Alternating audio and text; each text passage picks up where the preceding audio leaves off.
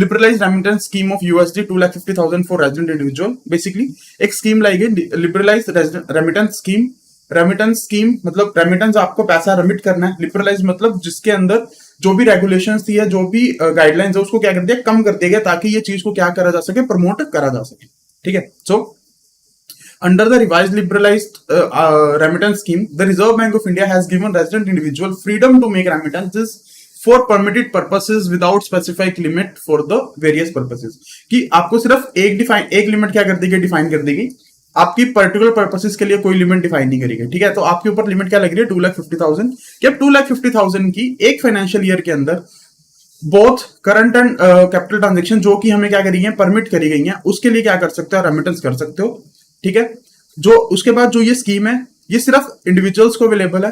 Corporates, partnership firms, HUFs, trust etcetera, इन सबको ये क्या है, स्कीम परमिटेबल नहीं है। तो ये स्कीम सिर्फ किसको मिलती है, इंडिविजुअल को। इंडिविजुअल क्या कर सकते हैं, एक फाइनेंशियल ईयर के अंदर for the permitted current and capital account transactions USD 2,50,000 की ट्रांजेक्शंस की रेमिटेंस कर सकता है under the liberalised remittance scheme.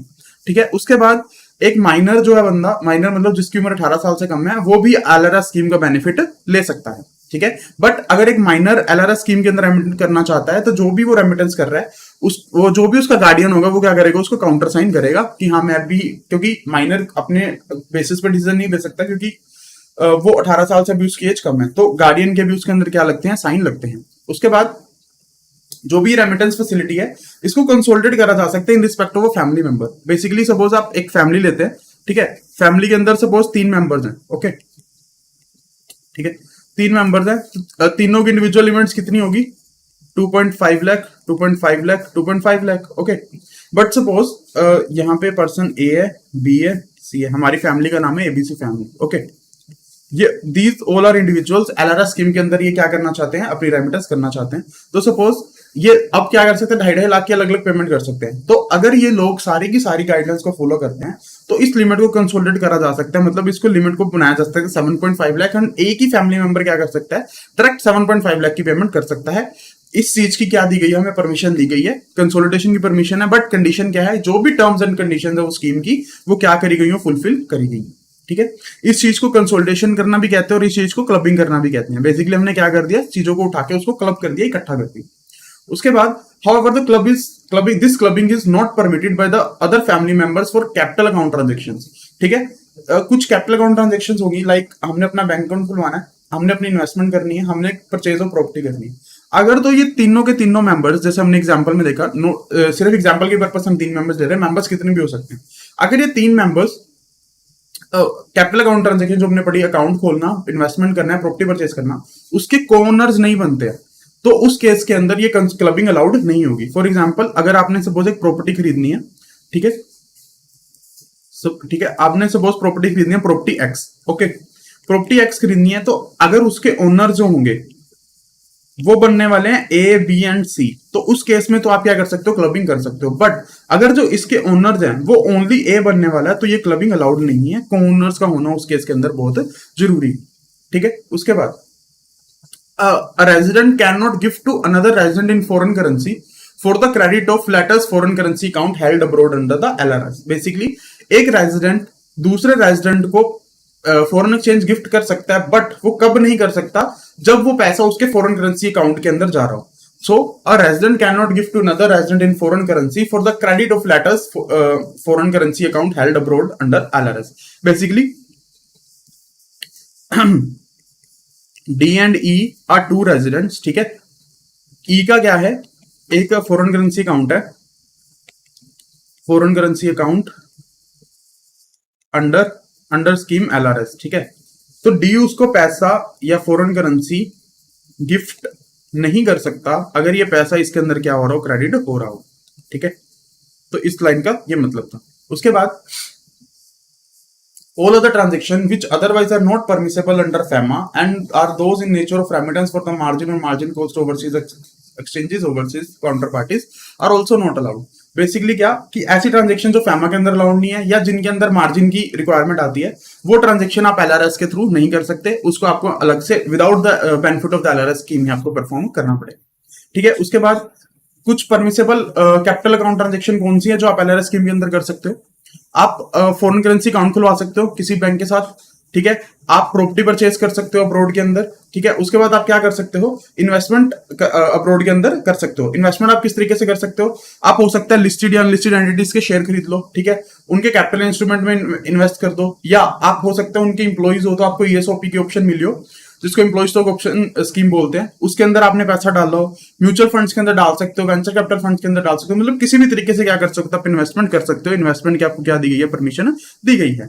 उसके बाद आप फॉरेन के अंदर क्या कर सकते हो, अपनी होली ओन सब्सिडरी या जॉइंट वेंचर्स भी खुलवा सकते हो, ठीक है। उसके बाद आप क्या कर सकते हो, किसी नॉन रेजिडेंट जो कि आपका रिलेटिव है उसको लोन भी प्रोवाइड कर सकते हो।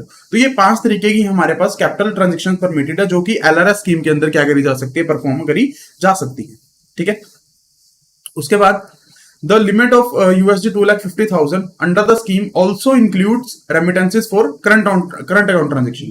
बेसिकली हमने ऊपर जो लिमिट पड़ी थी उसमें क्या था, 2,50,000 की जो लिमिट है यूएसडी वाली, उसके अंदर करंट अकाउंट ट्रांजेक्शन भी आ जाती है, कैपिटल अकाउंट ट्रांजेक्शन भी आते हैं, दोनों का कॉम्बिनेशन भी आ जाता है। तो ये जो हमने ऊपर पढ़ी that was capital account transaction. कुछ करंट अकाउंट ट्रांजेक्शन भी इसके अंदर आती है, लाइक सपोज आप प्राइवेट विजिट के लिए जा रहे हो, गिफ्ट डोनेशन देना चाह रहे हो, आप इंप्लॉयमेंट के लिए बाहर जा रहे हो, इमिग्रेशन के लिए जा रहे हो, ऐसे कामों के लिए भी जा रहे हो, तो उसकी जो लिमिट है वो 2,50,000 क्या करी गई है, फिक्स करी गई है, ठीक है। इन केस आप 2,50,000 से ज्यादा की रेमिटेंस करना चाहते हो तो उसके लिए आपको क्या लेनी पड़ेगी, आरबीआई से प्रायर परमिशन लेनी पड़ेगी। आरबीआई की अप्रूवल के बिना आप 2,50,000 से ज्यादा की रेमिटेंस नहीं कर सकते, ठीक है। उसके बाद हमारे पास आता है, हम कुछ पर्पसेस देख रहे हैं कि जो हमने ऊपर अभी लाइक करंट अकाउंट ट्रांजेक्शन वाले पर्पस देखे, इन पर्पसेस के केस में कुछ अलग से गाइडलाइंस दी गई हैं, हम उनको देखने वाले हैं।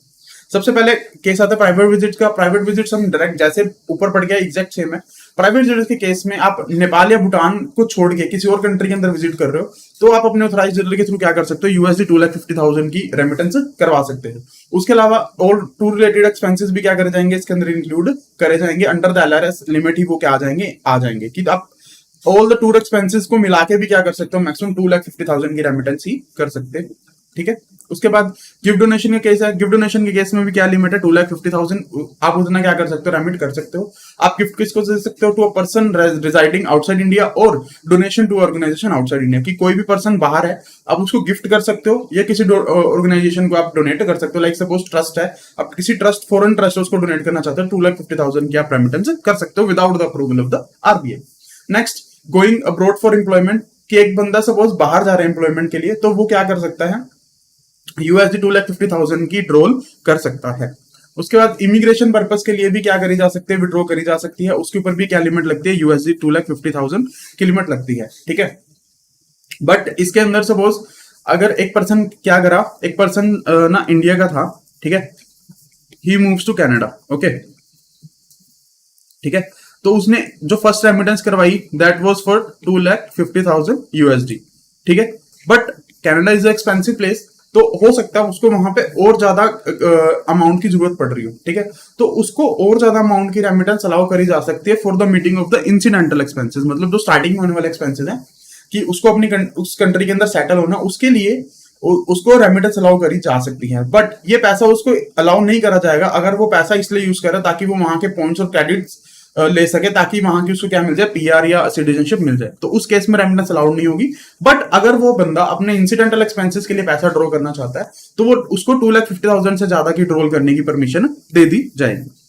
उसके बाद maintenance of close relatives abroad, कि अगर आप अपने क्लोज रिलेटिव जिसकी डेफिनेशन कंपनीज एक्ट वाली हमने पढ़ी थी उसको पैसा रेमिट करना चाहते हो अप टू द 2,50,000 ताकि वो अपने आप को मेंटेन कर सके, वो भी क्या है हमारे पास अलाउड है, ठीक है। बिजनेस ट्रिप्स के केस में भी 2,50,000 की लिमिट, आप जितनी मर्जी विजिट कर लो, टोटल आप पैसा कितना रेमिट करवा सकते हो, 2,50,000 करवा सकते हो, ठीक है। बिजनेस ट्रिप के अंदर क्या क्या आ सकता है, लाइक आपको कोई international conference, international seminar conduct वहां पे अटेंड करना है, कोई ट्रेनिंग अटेंड करनी है, आप अप्रेंटिस ट्रेनिंग अटेंड करनी है, किसी भी मतलब बिजनेस से रिलेटेड कोई भी काम करना है वो किसके अंदर आ जाता है, बिजनेस ट्रिप के अंदर आ जाता है, ठीक है। उसके बाद however if an employee is being deputed by an entity for any of the above and expenses are borne by the latter, such expenses shall be treated as residual current account transaction outside LRS and may be permitted by the authorized dealer without any limit, ठीक है।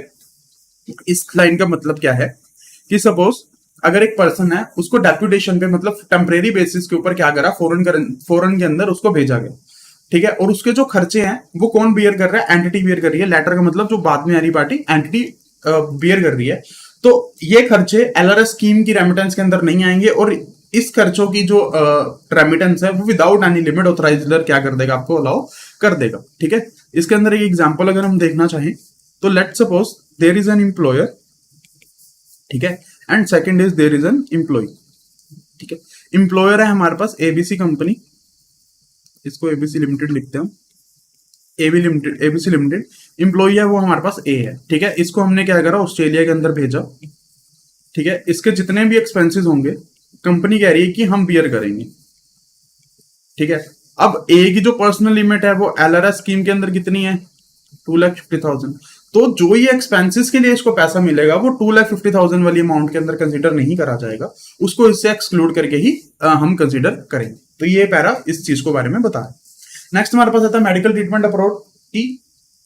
किसी भी person का suppose abroad के अंदर medical treatment चल रहा है, तो अब without any estimate from the hospital और डॉक्टर क्या कर सकते हो, 2,50,000 की उसको रेमिटेंस कर सकते हो। ठीक है, बट अगर वो बंदा चाहता है कि उसको 2,50,000 से ज्यादा की रेमिटेंस चाहिए, तो वो क्या करे, अपने हॉस्पिटल और डॉक्टर के पास जाए, उसको बोले कि मेरे को एक एस्टिमेट बना के दो कि मेरे को अगर अपना इलाज करवाना है तो कितने पैसे लगने वाले। तो उसके बेसिस पे अगर उसके बेसिस पे जो बैंक है वो क्या कर सकते हैं, 2,50,000 से ज्यादा की रेमिटेंस अलाउ कर सकते हैं। For example general normal permission हमारे पास 2,50,000 की है। ठीक है, बट वो पर्सन ने एस्टिमेट बनवाया, और एस्टिमेट में ये आता है कि अगर उस पर्सन को अपना इलाज कराना है तो उसको एटलीस्ट $4,00,000 चाहिए। ठीक है, तो अगर एस्टिमेट के बेसिस पे उसको $4,00,000 चाहिए, तो बैंक्स को जनरल परमिशन है कि वो $4,00,000 रेमिट कर सकते हैं। बट आपको क्या लेनी है, एक एस्टिमेट लेनी है फ्रॉम द डॉक्टर और हॉस्पिटल जिससे भी उसका इलाज चल रहा हो। ठीक है, उसके बाद जो भी अब देखो एक बंदा है वो इलाज कराने जा रहा है, तो देयर आर हाई चांसेस कि उसके साथ एक और पर्सन भी उसके साथ जा रहा हो, वो अकेला इलाज कराने ना जा रहा हो। तो जो पर्सन उसके साथ जा रहा है उसको भी $2,50,000 की एडिशनल रेमिटेंस करने की क्या दी गई है, परमिशन दी गई है। ठीक है, नेक्स्ट हमारे पास आता है दैट वाज कि facilities available to students for pursuing their studies abroad, कि एक इंडियन स्टूडेंट जो बाहर फॉरेन कंट्री के अंदर अपनी स्टडी को परस्यू कर रहा है, उसके रिगार्डिंग हमारे पास क्या गाइडलाइंस है, हम उसको देखते हैं। सबसे पहले जो भी बच्चा बाहर स्टडी कर रहा है, ठीक है, वो 2,50,000 की रेमिटेंस तो उसको allowed he under the LRS scheme. उसके अलावा अगर उसकी जो फॉरेन यूनिवर्सिटी है वो हायर एस्टिमेट प्रोवाइड करती है कि 2,50,000 से काम नहीं चलेगा, आपको ज्यादा पैसा चाहिए, तो उतने पैसे अलाउ करने की आपको क्या दी गई है, परमिशन दी गई है।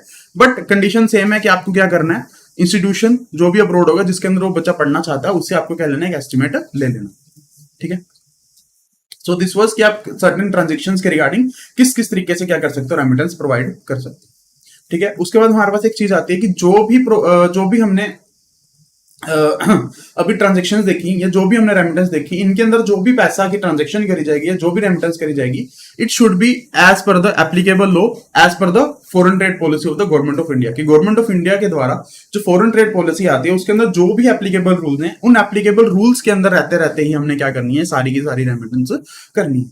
ठीक है, उसके अलावा this scheme can also be used for the outward remittance in the form of demand draft, either in the resident individual's name or in the name of the beneficiary, again the self declaration of the remitter in the format prescribed। इसका basically मतलब क्या है कि suppose इसको एक example से समझते हैं। ठीक है, जैसे अभी हमने एक एग्जांपल देखी थी अभी कि पैसा आपने क्या करना है, अगर फॉरेन स्टूडेंट है, ठीक है, वो क्या कर रहा है कि इस यूनिवर्सिटी के अंदर पढ़ना चाहता है। ठीक है, तो यूनिवर्सिटी कह रही है जी हमको ना $2,50,000 ही चाहिए जो आपके एलआरएस वाली लिमिट है।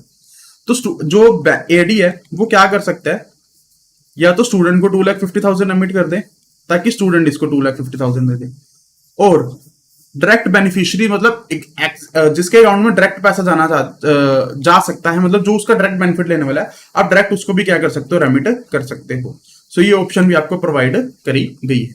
ठीक है, उसके बाद जो इंडिविजुअल्स है, इंडिविजुअल्स क्या कर सकते हैं, अपने foreign currency accounts under this scheme क्या कर सकते हैं, फॉरेन करेंसी अकाउंट खुलवा सकते हैं, उनको मेंटेन कर सकते हैं और उसके अंदर अपनी फॉरेन करेंसी भी रख सकते हैं without the prior approval of the reserve bank. ये स्कीम इस चीज की उन्हें क्या देती है, परमिशन देती है।